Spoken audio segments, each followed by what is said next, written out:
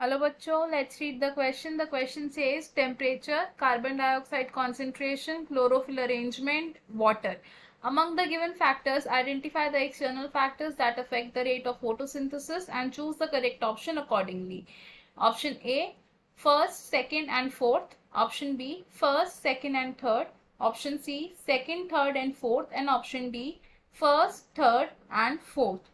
तो क्वेश्चन में हमसे क्या पूछा है कि temperature, carbon dioxide concentration, chlorophyll arrangement और वाटर में से कौन से ऐसे फैक्टर्स हैं जो कि एक्सटर्नल फैक्टर्स हैं that affect the rate of photosynthesis. हमें इन चारों फैक्टर्स में से जो करेक्ट सेट ऑफ अरेंजमेंट है वो चूज करना है फ्रॉम द गिवन ऑप्शंस। तो उससे पहले हम क्या करेंगे, इस क्वेश्चन का की कॉन्सेप्ट समझ लेंगे।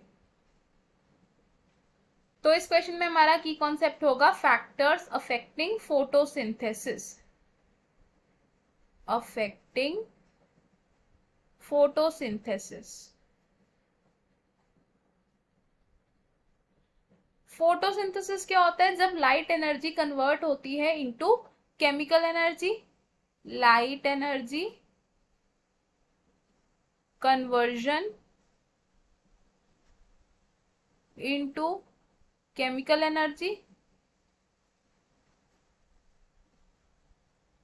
अब ये जो फोटोसिंथेसिस होती है इसको अफेक्ट करते हैं टू टाइप्स ऑफ फैक्टर्स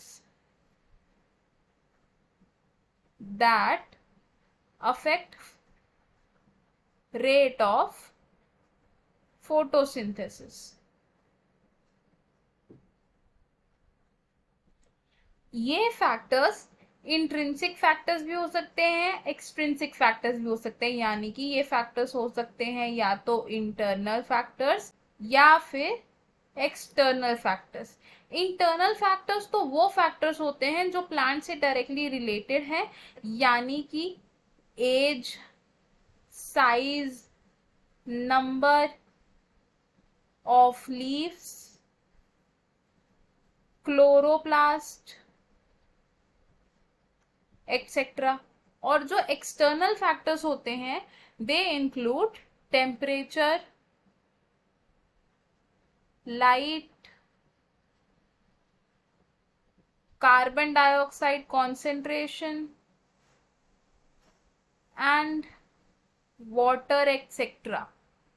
अब हमने देखा कि जो एक्सटर्नल फैक्टर्स हैं जो रेट ऑफ फोटोसिंथेसिस को अफेक्ट करते हैं वो कौन कौन से हैं? Temperature, carbon dioxide concentration and water. तो हमें हमारे क्वेश्चन का आंसर मिल गया। क्वेश्चन में हमसे क्या पूछा था?